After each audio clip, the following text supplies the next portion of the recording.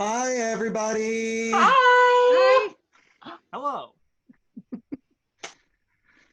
Oh yeah, Are we spaced out enough?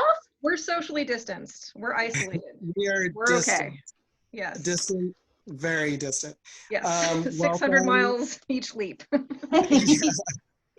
Extremely distant. Welcome to the conversation. We're going to talk a bit about the changes at the Lightspeed family of magazines.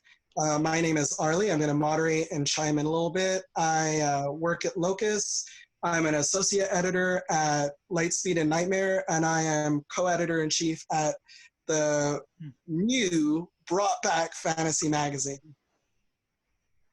Woo! Cheers here. Yeah. Insert cheers. Wendy, you want to go? Sure. I'm Wendy N. Wagner. I've been editing and helping out at Lightspeed since and Nightmare since 2014, and in 2021 I'll be stepping up to be editor-in-chief at Nightmare. Yay! So exciting. And I'm Christie. I have been with Lightspeed in one capacity or another since the very first issue 10 years ago, coming up on our 10th anniversary actually. I was assistant editor for a long time. Wendy and I worked on the Women Destroy Science Fiction issue together, and since then I've been doing other things, but now Arley and I are going to be co-editing the newly reborn fantasy, and I'm super excited, and I wouldn't be doing it if he weren't there, so. Yes.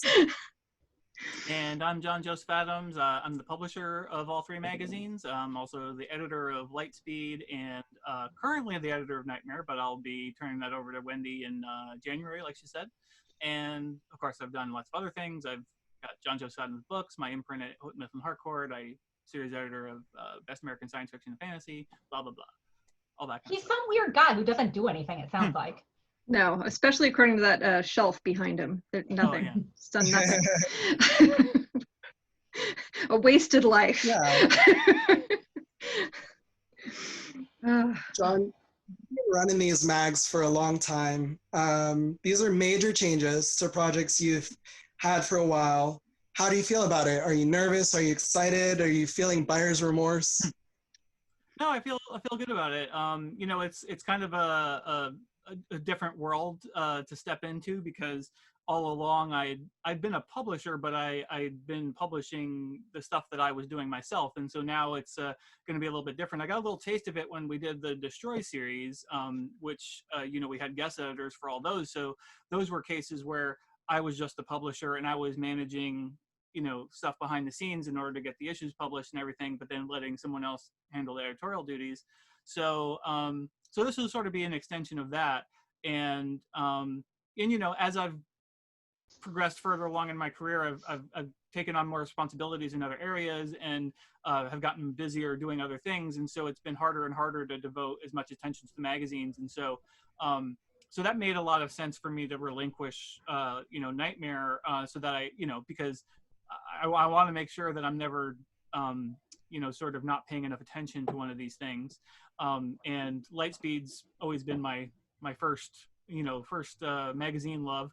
And so, you know, I feel like, okay, that's the one that would be hardest to give up. And yeah, and then since, so once I decide to do that, I started thinking about fantasy, and it's like, well, that's just sitting there, you know. I mean, technically we merged fantasy into Lightspeed, but I guess right now what's happening is we kind of like scraped some DNA off of Lightspeed and like made a clone zombie of the fantasy magazine that used to exist, or I don't know. It's something like that. It's you know, a writer somewhere will figure this out, and then I'll tell them what's wrong with that explanation. But anyway, It's Michael Crichton meets George Romero. Yes, exactly.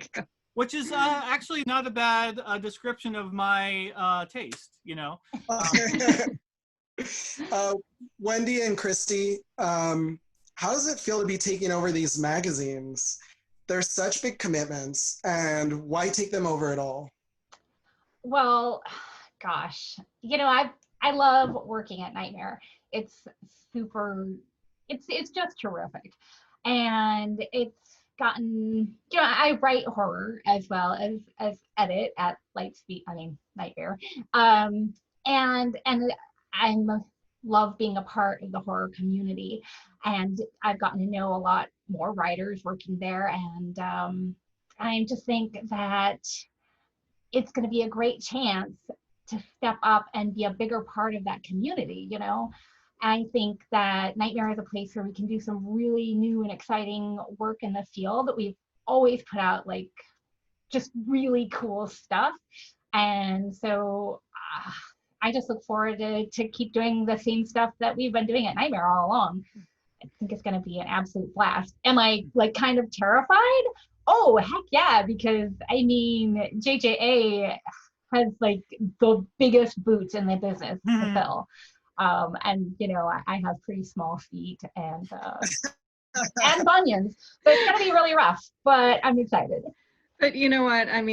Wendy loves writers, and the writers know that Wendy loves them, and they love her right back. And there is no one else who could possibly do this and do it well. So there's not a better choice.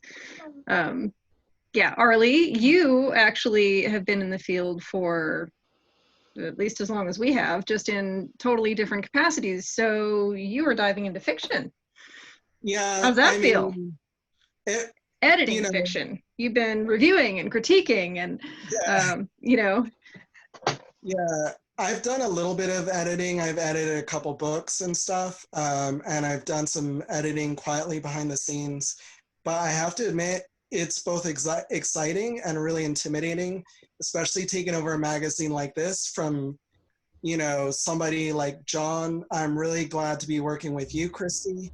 It would be even more terrifying to do it alone, but it's also something I've been thinking about for a really long time and talking very secretly with friends, starting a fiction magazine. And people, since I first entered the scene in 2013, people have always said, oh, you're really, really good at editing, and it's not what I wanted to hear in 2013. I wanted them to say, wow, your stories blow me away. But you know what? Now I'm co-editing fantasy with Christie Yant, and that's amazing. And so in a way, it's kind of like, it feels right. Yeah, and that's kind of how this all came down, actually. I was thinking the same thing, and I had been talking about starting a little quarterly zine kind of on the side, something really quiet, a little small, and just thinking back, 10 years ago, how exciting it all was, launching something new, finding brand new writers, the immense slush pile, trying to get through that, and and learning all these new names, and John and I were talking about it, and he's like, we do own fantasy. And I was like, no, that's too much. I can't do that. And then Arley and I were catching up, and I was telling him about the zine idea, and he's like, is that a fact?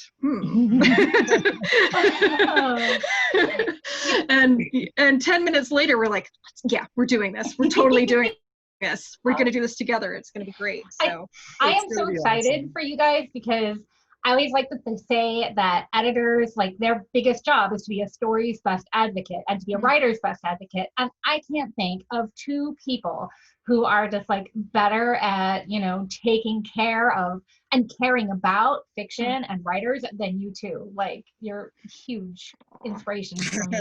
So I'm super excited to see you tackle this challenge together. We're going to kick some serious booty. It's going to be fun. It's going to be fun. This question's for anybody who wants to answer it. What is special to you all about short fiction? Well, for me, I'll say, I love being able to experience all these different worlds in such a short span. While it's really nice sometimes to, settle in with a novel and experience everything over the span of many, many pages, I really like to be able to get that full sense of satisfaction in the shorter span of time, where like I can get a beginning, middle, and end, experience a complete, character arc in the span of just, 15 minutes or 30 minutes or whatever, how long it takes to read the story, as opposed to a novel, which, is going to take, many hours of reading, probably over the span of a couple days. So I really enjoy that. And also it allows you to read a much more widely varied assortment of things just because of how short they are. And, you know, you can try new authors much more easily. You know, a lot of short fiction's free, you know, but then also the very, very low time investment required to try one. So yeah, those are things that I love about it. And I mean, one of the things that I appreciate from the writer side is that writers can really use it as an experimenting playground where they can try new things, where in novel form it would be too risky to try it because it would, if it failed, then it would be a colossal disaster. But then in a short story, if it fails, it's not that big of a deal. It's like people would probably at least appreciate that you tried, even if it doesn't really hit the mark that you were shooting for. Right. And sometimes you've had short stories that you published in Lightspeed that then went on to become novels, like Carrie Vaughan's Bannerless, right? That started as Amaryllis, which was nominated for awards, and then now she's got two novels in that series, or three? Yeah. Okay. Series, yeah.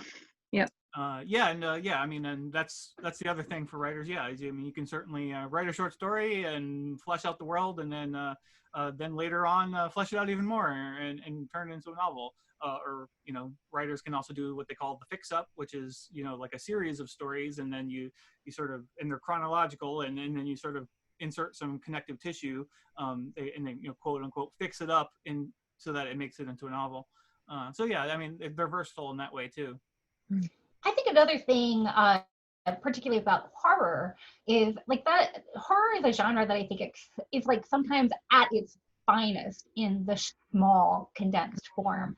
It's like you just boil off everything that's unnecessary and you just have this pure distillation of like darkness. And I think that makes a horror short fiction just a really exciting medium to work in. Yeah. What Wendy said. Yeah. I love short fiction because you can really accomplish so much in such a confined space. And when it hits really hard, in a couple thousand words, to me, it's just so much more impressive and so much more moving. It's like, whoa, how did they even, what just happened? Like, I'm feeling stuff, you know? Yeah, you can really land the gut punch very quickly. And it is such a skill. But yeah, I feel like it has more, it just has more impact for me as a reader. Like it hits me harder in the heart usually than a novel would, just because it's not drawn out. And like Wendy said, you know, you boiled off everything that's unnecessary. There's not a spare word in a good short story. And yeah, you walk away feeling, I mean, whatever you're feeling. These days, usually not like delighted. You're not usually like, whoa, I am thrilled. That was real. I'm a happy person today. No, it's usually a little more heartbreaking these days, but maybe that's something we can look for, Arley. The thing that leaves people smiling and laughing at the end. We'll try. Mix it up with the hope punk. Yes, there you go. So do y'all think genre does something, or does it work in some way which is different from literary or mainstream fiction? Well, I mean, I think, you know, genre fiction largely explores an area that mainstream or literary fiction, or mainstream fiction anyway, doesn't touch, in that we can imagine things that don't actually currently exist. Whereas mainstream fiction, typically that's what it's concerned with. I mean, obviously there's some like literary fiction, which I'm drawing that distinction since like some literary fiction, such as like Margaret Atwood and Handmaid's Tale and such, obviously is, you know, driving in that genre lane, but it's, you know, written in this very literary style. And so, and, you know, the people who like literary fiction also like it, so it gets called literary fiction as opposed to genre fiction. But I mean, I think certainly both kinds can explore, you know, the human condition and all that in just as equal ways. Science fiction and fantasy can be just as literary as any mainstream story. You know, and we've seen plenty of examples of that, like in terms of like writers like Kelly Link or Carmen Maria Machado, and you know, there's just an endless list of writers who are working in genre almost exclusively or exclusively, who just have, you know, just as good as writing chops as anybody who's you know, considered like a literary mainstream darling. So I mean, I think there's certainly different focuses of the of mainstream versus genre, but I don't think that there's really like a lot that one can do that the other can't, except that, you know, genre, we can just imagine anything and make it work in the context of a story, whereas a mainstream story is more or less restricted to, you know, what's happening in the real world or what has happened in the real world, or otherwise then it's like, well, you can call it mainstream, but is it? It's really genre if you know, you've got some impossible stuff happening. So I think one of the wonderful things that genre can do is it's sort of like, you know, you can dial up the different elements of your world so that, you know, in genre you have stuff that can be sparklier, it can be grittier, it can be, you know, more bright, it can be more dark, or it can be more disgusting. You can just take things up to 11 in a way that you know, mainstream fiction can't do.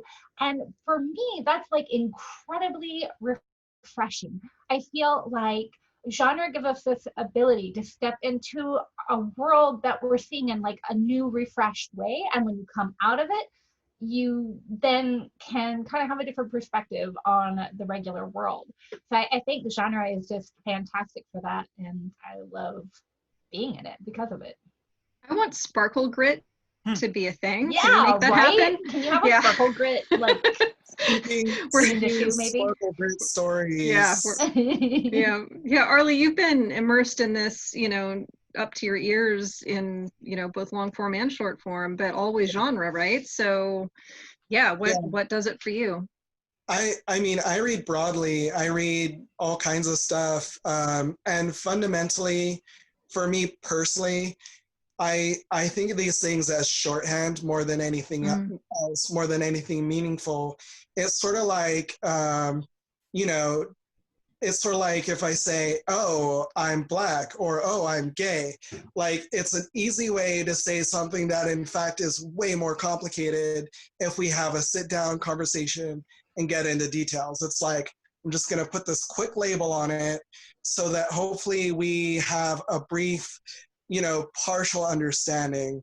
So that's kind of how I feel about genre. I feel like in a sense it's just really arbitrary, and like the lines really blur, and like there are examples of all kinds of stuff that you could call all kinds of different stuff. And I really appreciate, I've asked this question of a lot of people in interviews, you know, and I really appreciate the people who say things like, genre is a way to examine things through a particular lens, and it makes it more interesting, or it makes it easier, or it makes it more of a metaphor or whatever. So I think that genre can function in certain ways, but I don't think it's true to say that it has to do that or to limit it to doing that. It can be so many things to so many different people. Yeah, did anyone else want to add anything to that? So each mag has a certain specific kind of genre focus. What do y'all think are some stories that, you know, because I know for a long time as a reader, if you said fantasy, my mind would have gone to Tolkien immediately, you know, especially when I was much younger. So are there stories that you think of that actually for you fall into these magazines that might surprise people? Or types of stories? Yeah. Does somebody else want to go first? I keep going first. I feel like, go ahead. Yeah. I always feel like I have to wait for JJA to say something, like, you know, like, because he's the boss. Well, I think with Nightmare, you know, it's a horror magazine, but we also publish dark fantasy. So you do have sort of this broad realm of things that fall under our umbrella. I think, you know, something we talk a lot about, especially in our column, the H word at Nightmare, is, does horror have to be scary? Is that all that it's about? And, you know, we keep coming back to, no, it's not just about being scary. It's about exploring, you know, this whole darker side of the human experience, whether that's, you know, that can be despair, it can be dread, it can be just angst, it can be unhappiness, it can just be quietly creepy. And you know, I think you see stories like, I think a great example is I just call her Nibs. Nibinetta Sen's story. The 10, I wrote it down. I swear I wrote this down. The 10 excerpts from an annotated bibliography on the cannibal women of Ratnabar Island, right? This is a story where you don't swim in any blood, you don't see anything gross. You're not gonna be so unhappy that you have to go lock yourself in your room and cry afterward, but it is looking into the dark side of colonialism and all this other stuff, and it's written in this cool way. And you know, maybe if you read that story, you don't necessarily even think speculative fiction, you don't necessarily think horror, but it really belongs at Nightmare. So I think there's just so much that we are sharing that is beyond like Stephen King, it's beyond slasher stories and stuff like that, because you know, we've got a big umbrella. It's like one of those big like golf umbrellas. It's that big. Yeah, go ahead. For me, like when I think about fantasy stories, you know, and in contrast to what I used to think of as fantasy, and from what I know now of genre, you know, it can be so broad, it can be so open to interpretation, it can encompass so many things. And, you know, you can take a story and just nudge it slightly in a certain direction, and suddenly it's really feels more like a fantasy story than a science fiction story per se, you know, or a horror story or a dark fantasy story. And I really feel like, there often are those stories that might surprise readers, that might be like, oh, I didn't expect this in this magazine. But for us, you know, it fits here, it's perfect, it's what we want to read, it does something for us, and we're excited to have it, you know? Yeah, there's one that I've been thinking about lately from the early days of Lightspeed, actually. It's a Genevieve Valentine story called The Zeppelin Conductor Society Annual Gentleman's Ball. And it was one of those where I feel like we could argue for days whether it was science fiction or fantasy, you know? But it's, I mean, I guess it was steampunk, but I guess there was an airship. But yeah, I mean, those are the kinds of things that really stay with me, the ones that are kind of on the line, and you can argue it either way. And I mean, thinking back to some of the WDSF stories too, sort of the same thing. I know that a theme, as I was thinking about this question earlier today, a theme that kept coming up was I really like stories that are based on fairy tales, even if you can't tell they were. And Genevieve has one of those. And then one of the novellas, the one that's coming out, I guess it's next year now, from Amy Ogden, is a science fiction space opera based on The Little Mermaid, right? So it keeps coming up like over and over and over. And there was another one, there was a third one that I was like, wait, no, that was based on it too, and I love that story too. So that's definitely a thing for me. Yeah, and just that little push. Yeah, so I should clarify for Christy, when she said one of the novellas, she means one of the novellas she edited for Tor.com. Oh, so what did I say? This is one of the novellas. So I just, you know, novella. All of those novellas, they do. They do thousands. They blur together. Yeah, so it's funny. So as somebody who is often put in the place of categorizing stories as to being science fiction or fantasy or horror, you'd think that I care a lot about that question, but I actually don't care what genre a story is.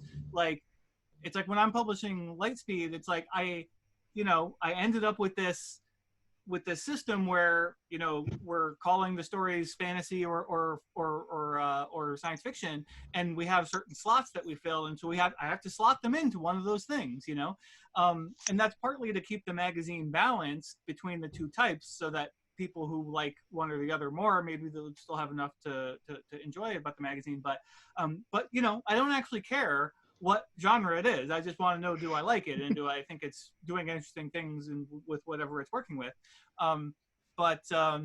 Yeah, I mean, but as to your point, that probably makes it not surprising to anyone that, you know, there's a number of stories I've published throughout the years that other people look at and you're like, is this even a genre story? Yes. The review blog Rocket Stack Rank in particular, they've often accused me of, or not accused me, but I mean, they've called out stories I've edited saying like accused. It's just yeah, but it's like it's always kind of funny just to go over there and like see like there are various ratings for stories in an issue, and then it come to one and it's like not rated, not genre. It feels like such a slap. Like, how dare you? How dare you put this non-genre story in my genre magazine? So there's lots of stories like that. There's one story I remember back in, like, I used to work at the magazine of fantasy and science fiction before I started editing LIGHTSPEED. And one of the stories I remember back then that we bought, I say we, I was just an assistant editor, but Gordon bought, was a Daryl Gregory story called The Continuing Adventures of Rocket Boy, or some variation of that. It's certainly the something of Rocket Boy. And so it's like, it is just totally a mainstream story, but the kid is basically building this like cardboard box rocket or something in his backyard, and he's planning to go out into space, but then it's like the whole structure of the story is kind of like you think that he's actually going to do it, but then it all kind of ends up being a mainstream story. But it played with the genre tropes in such a engaging and interesting way that we both felt that a genre reader will appreciate this story and may not be likely to find it in a literary magazine somewhere unless they just read very, very, very widely. And so that's a thing too. And that's one of the things I always consider when I make one of these decisions to publish a story that like, well, isn't genre, but it's like, well, I think the people who read LIGHTSPEED will like this story, so I'm going to put it in there. And actually I had speaking of Nibadita's story, I actually had to think about that myself, because with wearing my other hat of series editor of Best American Science Fiction and Fantasy, it's like, I thought that was a great story. I mean, it got nominated for the Nebula and Hugo this year. And so I was like, okay, well, is it fantasy and science fiction though? Like, I mean, I had no question. It's a fake world. I had no question it belonged in Nightmare. Like, but that's not qualification enough. Best American Science Fiction and Fantasy is science fiction or fantasy. Nightmare can publish stuff that isn't science fiction or fantasy, that it's just horror, like but then you get into this sort of argument about like, maybe by virtue of the fact that John Joseph Adams has called it a thing, by virtue of, you know what I mean, that makes it that thing, right? I don't know if we have time to get into his theory on horror as a genre, but there's an argument to be made that it can be horror and be neither of those things. Oh yeah, no, that's definitely true. Definitely, yeah. That's definitely true. But so Nib's story, in the case of Best American, I had to decide, was it one or the other, and ultimately I decided yes, there's enough circumstantial evidence at least that it is fantasy. Circumstantial evidence. Well, I mean, it's like written in a bibliography. But so will it hold up in court? Well, I mean, it's like one of those stories where a lot of it is between the lines. Like So I love that stuff. That's it really is circumstantial evidence. I mean, or I guess textual suggestion. Let's put it that way.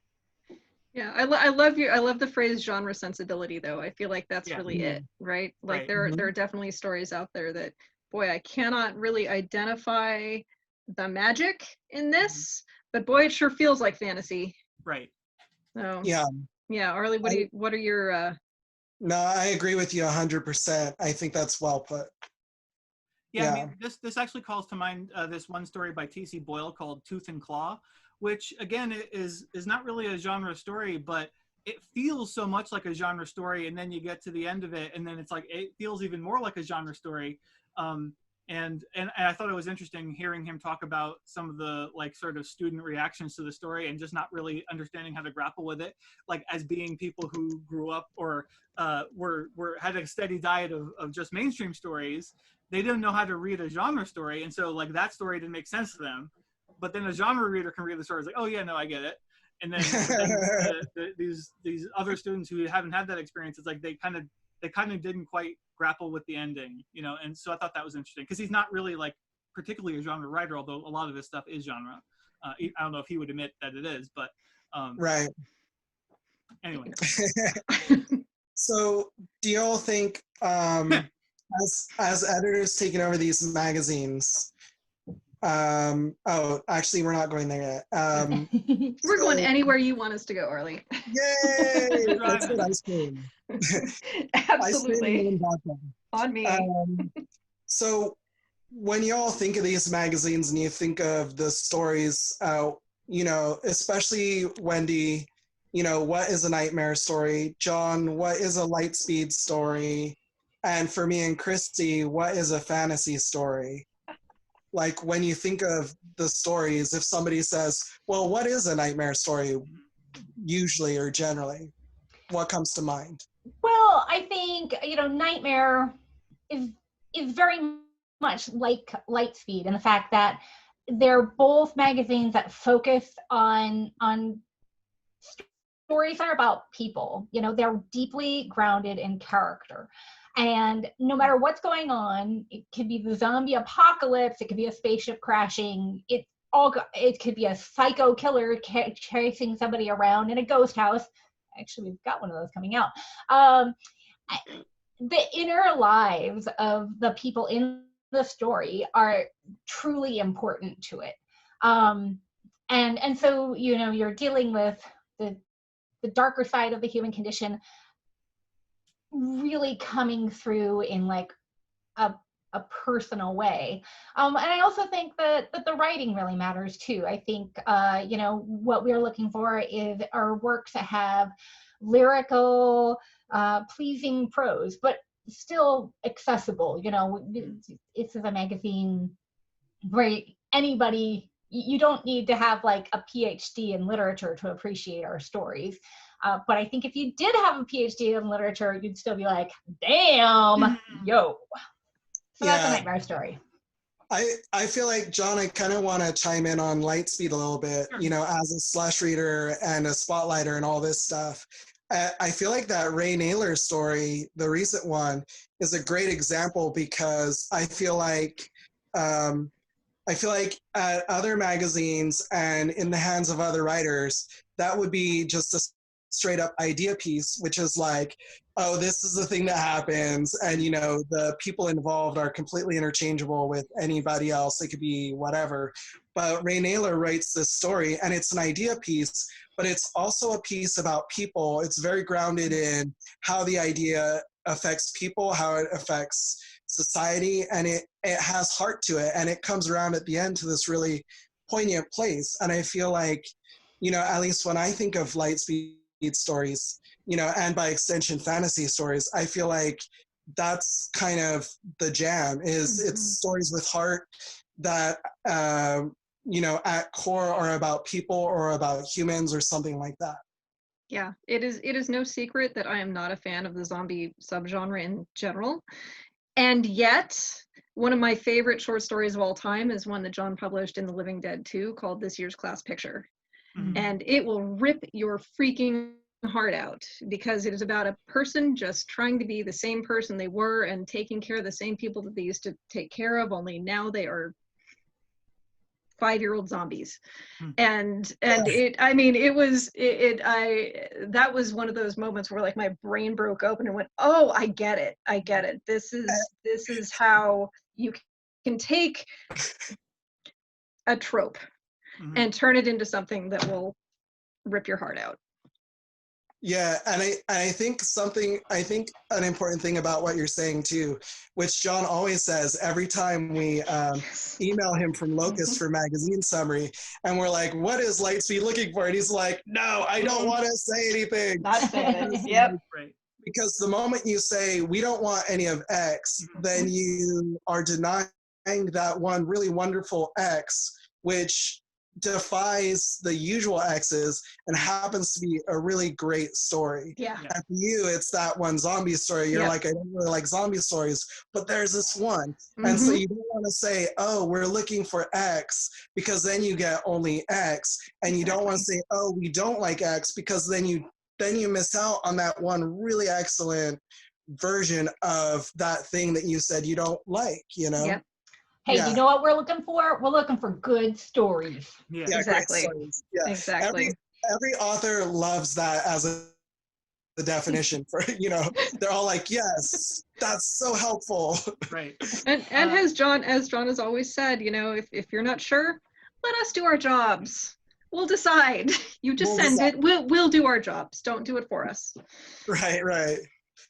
Yeah, I was gonna say that Arley and Wendy basically gave as good an answer as I could have given as to what like Lightspeed stories are about.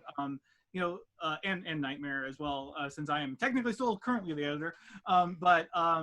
You know, it's a really hard question for me to answer, and I actually kind of feel like other people are in a better position to answer that question than the editors themselves, because I've done some panels where that's the subject, and I'm like, you know what I want to see? I want to see a panel of reviewers, of like really astute reviewers, telling me or telling the audience what is a John Joseph Adams story, Right. or who, you know, That would Ellen be Datlow interesting. story or whatever. And like, for me, I feel like it would be like Paul Godallen would be like the reviewer that totally gets me. Like, it's like, you know, he reviewed the first couple of my anthologies and everything. He's the guy that said that that I'm the reigning king of the anthology world thing. That's in my bio. Because So you're if not somebody says that biased about or you, it goes in your No, bio. no. You know. Yeah. But yeah, I mean, yeah, I mean, the other, I guess I would just say that one other thing is that I really appreciate like really robust world building. So in addition to all the other stuff, which, you know, this is a sort of more of a tertiary concern, but it is a thing that I feel like a lot of Lightspeed stories do well, is have that great attention to that kind of detail. Because it is the sort of thing I tend to fixate on. So. Nice. Arley, what are we looking for? What's a fantasy story? Are we just going to figure it out when the submissions come in? Well, for me, I have a similar aesthetic. I mean, I think that's why being with Lightspeed so long, and I think that's why, you know, that's part of why I've had the positions I've had and done some of the, you know, quiet work in the background at Lightspeed, because I kind of have a similar aesthetic to a degree.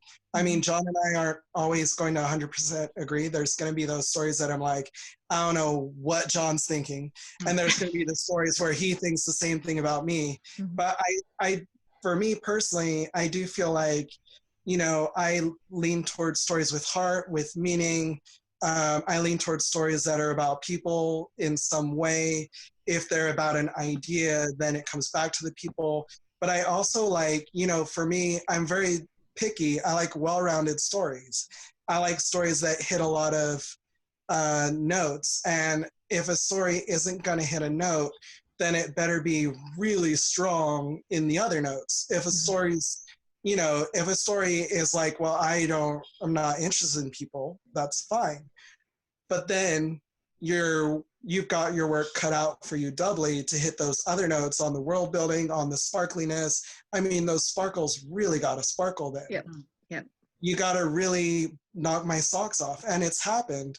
I have read stories that just were sparkle and it was so amazing. And I was like, this is a really great story, even though it has no, you know, emotional connectivity. It's just really beautifully sparkly. I mean, that's for me. What about you? You know, I think you know, I was going over, again, I'm like a preparer, so I did like homework, and I was going over my choices for WDSF from years ago, and I kind of got misty and a little verklempt there, and seeing, you know, remembering how I had put that together and what I was specifically looking for, and it had started with Maria Devana Headley's sort of advanced submission of this bizarre, surreal, out there science fiction story that was like so bizarro. And I went, oh yeah, that's it. I want the edges.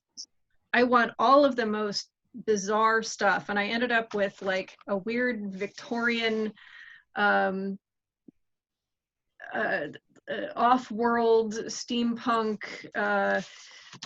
rogue love story, and you know, I mean, that's kind of it. I like the edges. I like whatever the farthest like reaches of subgenre we can get. That tends to be what I enjoy.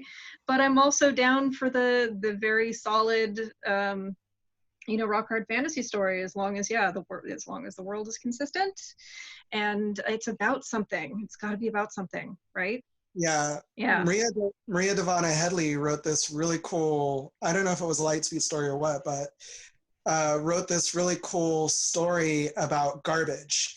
And I would definitely, seriously, I would definitely call it fantasy. It's like set in modern times, and basically garbage, trash all over the world, you know, in independent pockets, starts to become sentient, including the big garbage island in the ocean. And so it's beautifully written, and it has really great characters drawn in very brief strokes, drawn effectively in very brief strokes.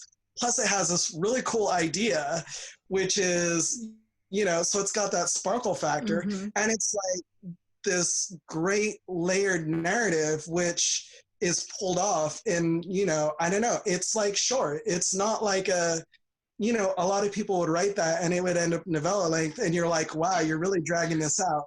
And, you know, Maria Devana Headley nails it in like a brief moment of time. And for me, I'm just like, wow, that was great. It was fresh, and it was like, and it speaks to us on so many different levels. So I really appreciated it, you know, and it's trash coming to life. So it's definitely fantasy, you know? That's fantastic. Can I go off script for a second? Yeah. So I have a question based on something that you've mentioned a couple times, Arley, and that is that you know, you've mentioned working behind the scenes and quietly on things, and ultimately that's what we do as editors, right? Like we're not out front. We are the ones standing behind the authors and saying go team. And I know for myself that's the joy, and I don't know if anyone else wants to talk about that and like what it feels like to watch those authors' stories get released into the world and see them get award nominations and finding the gem. If anyone wants to talk about that, because that's the juice for me. That's why I'm doing this. Yeah, I mean, it's even after all this time, I mean, it's still super cool to find that you know, undiscovered story. I you know, I don't do it as often anymore since I you know, we haven't been open very much to submissions, unfortunately. But you know, it's still really cool, like to find a story like you know, just when I'm reading Best American submissions or whatever, but it's still just like really fresh, and or something that's really fresh really makes you sit up and take notice. So yeah, it's really cool. And yeah, like when you publish a story by an author who's not like super well known, it's really exciting to see if it gets the attention that you hope it would. Although, you know, and then it's on the flip side, it's also sort of maybe equally disappointing when you publish something that you think is really amazing, and then it just kind of comes and goes without a trace, and like nobody paid any attention to it. I'm like, what the hell, guys? Like this story was everything right here. Like this is the thing. Like, what do you guys are really missing the, you know, sleeping on this. So yeah, I know. I mean, I've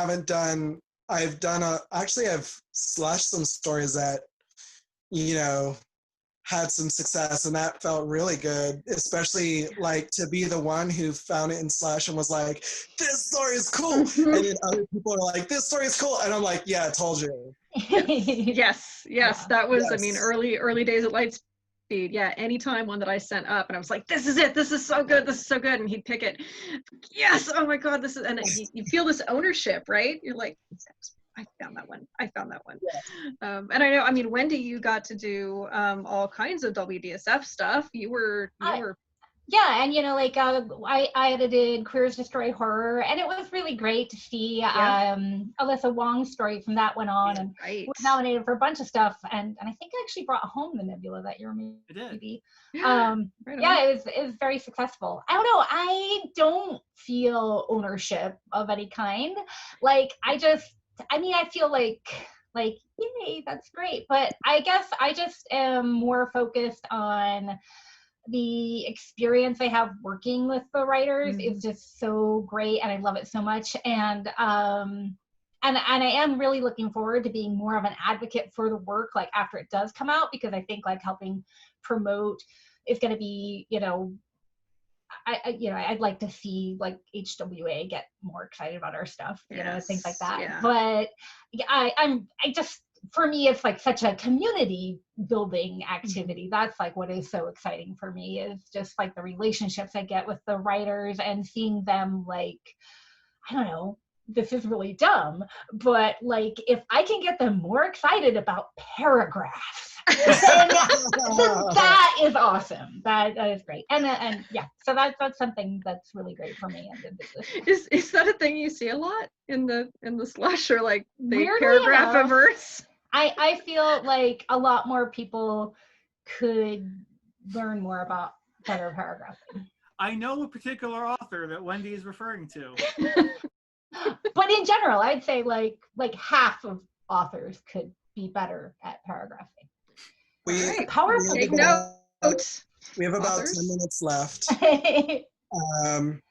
So I want to bring it back to a couple last questions. Great, we'll make it snappy. Yeah. Lightning round. What are some of the most common reasons for not buying a story? I mean, they didn't start the story on page 1. They started on page 5. Has a boring character, boring situation. Basically, it's boring. It's not written very well. I mean, the thing is, like, I think writers think that they're competing with all of the stories that are submitted to a magazine, but really, like, if you're actually skilled already, you're only competing with like 5 or 10% of the stories that are being submitted, because everything else is just clearly subpar. So there's such a like huge variety of like why stories go wrong. It's just like just because like they're clearly not up to par. So one of my favorite phrases is lack of tension. It needs to be about something. There has to be a reason to keep reading. I would say cliche, lack of tension, and lack of voice. I just want to be really grounded in the character, whoever's point of view it is. And I want to very quickly get a sense of what they care about and what's at stake. Yeah, for me, I feel like, especially because we're going to be doing anonymous submissions, it's going to be hardcore slush reading. And for me, I feel like a lot of stories that I reject in slush, I reject on the first couple pages. So it's kind of like, first impressions are everything. If you've got 200 stories to get through and, a week to get through them, you just don't have time to wait for the story to start getting good somewhere. It's gotta be good right on the first impression. They've got to give you some reason to keep going, whatever that reason is. And a lot of times, they're putting that reason to keep going too deep in the story, and I'll never get there. Give me one reason to read this, or I'll turn right back around. And to the newer writers out there, 3 out of 4 of the people on this screen right now are also writers, and we were at one time new writers, and I remember being like, wait, they don't read to the end? No, they don't, because it has to be good all the way through. It has to be good from page 1, and that was a tough pill to swallow, but it's why I started working with Lightspeed, actually. I wanted to start learning the difference between a bad story, a mediocre story, and a great story. And slushing for Lightspeed did that for me. So yeah, I mean, we love you and we want you to keep submitting no matter what. But yeah, sometimes it's the first 2 pages. Yeah, and I think it's going to be even more critical for people who are submitting to fantasy because we won't, we won't have anybody's name to go on to be like, oh, well, it's so-and-so. Maybe we should be a little bit more lenient. It's just going to be like, it's going to live or die on the virtue of those first couple pages. That's it. Yeah. I have to say, I've actually, I have done some anonymous submission reading. One of the first editorial things I did was I guess I edited an issue of Shimmer, and they did anonymous submissions for that, and so that was really interesting. And then also, like, just a few times here and there, like one time Gordon gave me a story and asked me to read it, and then I read it and I thought it was really amazing, and I got to the end of it and I was like, oh God, I feel like I should know who this author is. I just feel so familiar, and I just couldn't figure it out. But the author's name wasn't on the manuscript, and it turned out it was by Neil Gaiman. So, like, hey, I feel pretty good about saying that story was super awesome. I found out it was by Neil Gaiman, So, but anyway.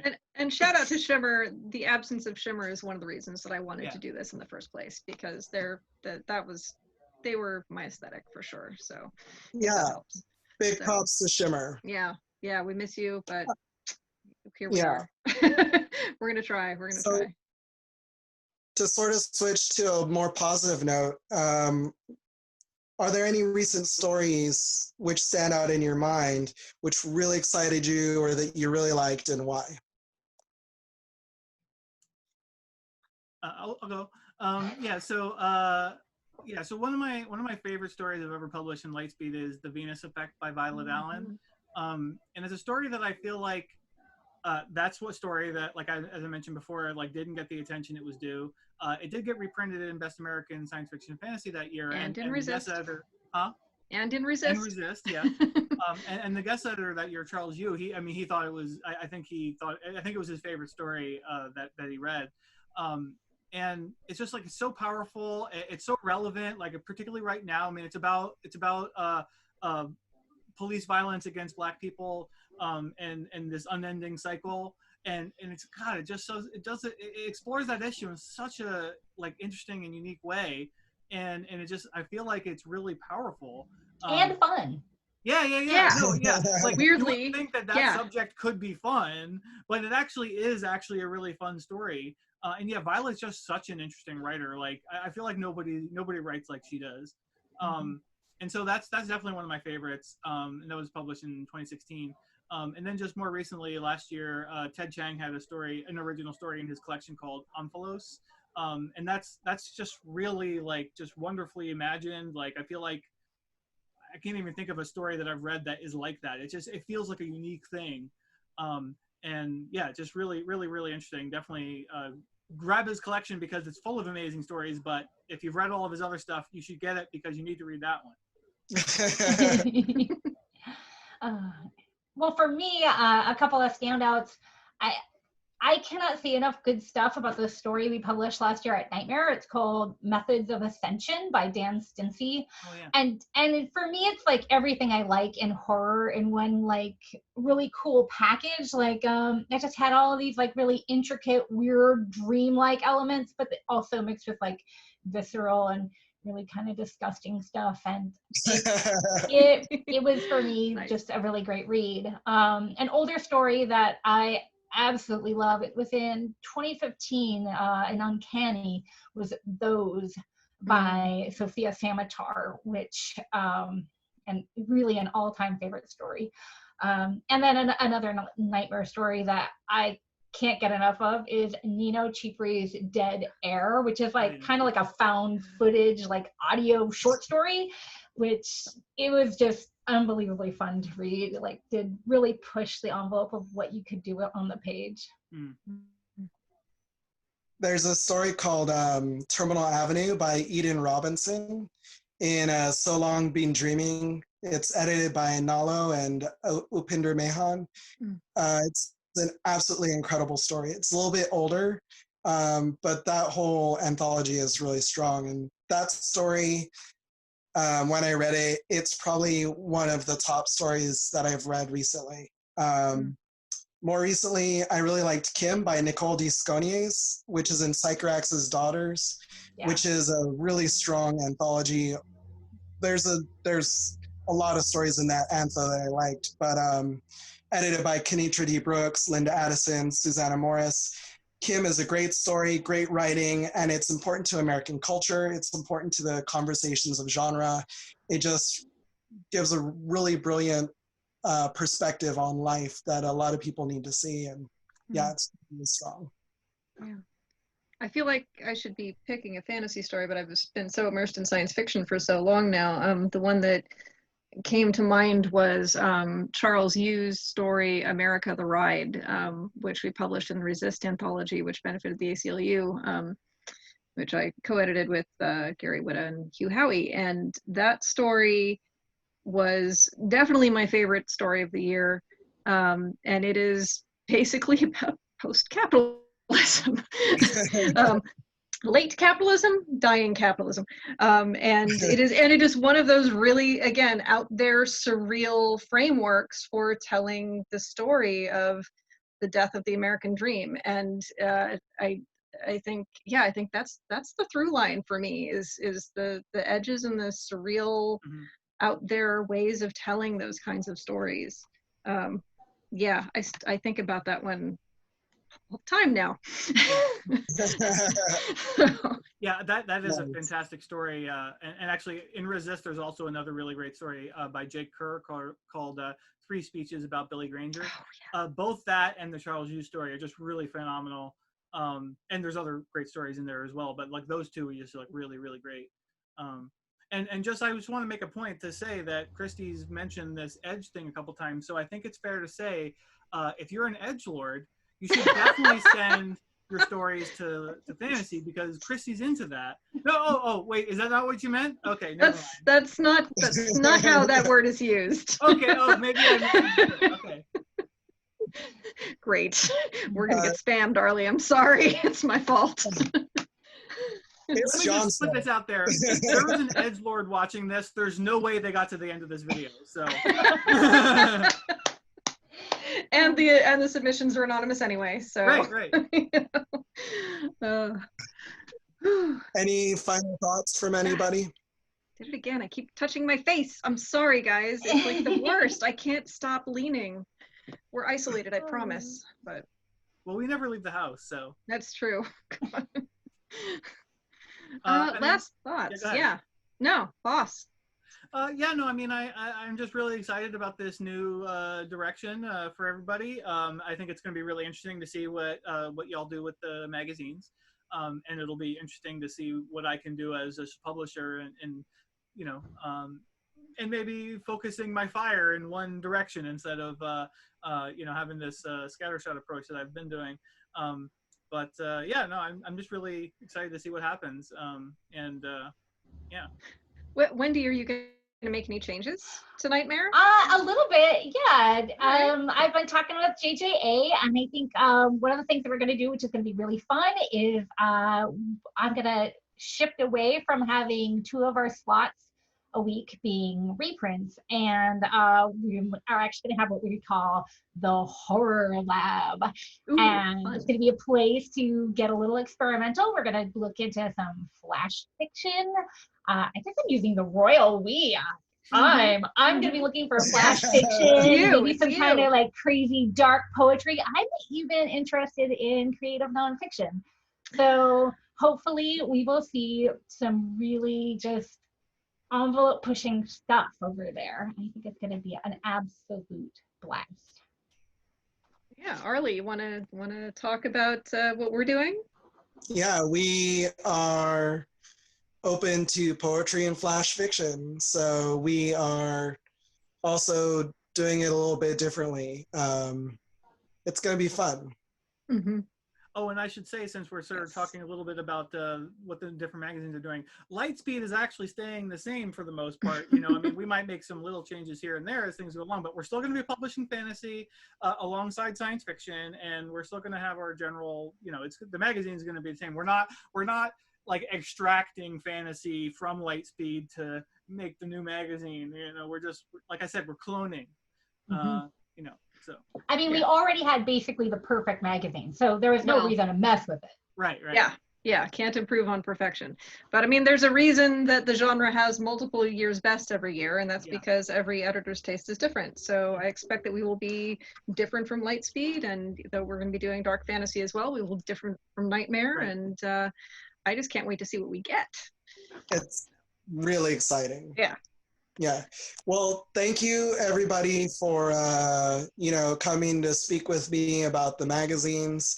Thank you. Thank you to everybody who watches the video, and we are really excited to have people read our magazines. We're really excited to have writers send us stuff, and we're just really grateful to be here. Absolutely. And also, yes. if anybody wants to support these magazines, you can go to fantasymagazine.com, Lightspeed Magazine, or sorry, fantasy-magazine.com, lightspeedmagazine.com, and nightmare-magazine.com. That's right, 2 of them have dashes. Lightspeed does not. Get it straight. Or you can just Google it like a normal person. But if you go to those magazines, you can subscribe to all of them, including the fantasy, which we have pre-order subscriptions for there, and super easy and a great way to support people and magazines. So. Right on. Thanks, Arley. Thank you, Arley. My pleasure. Thank you, y'all. Thanks, everybody. Have a great night. Bye. Bye.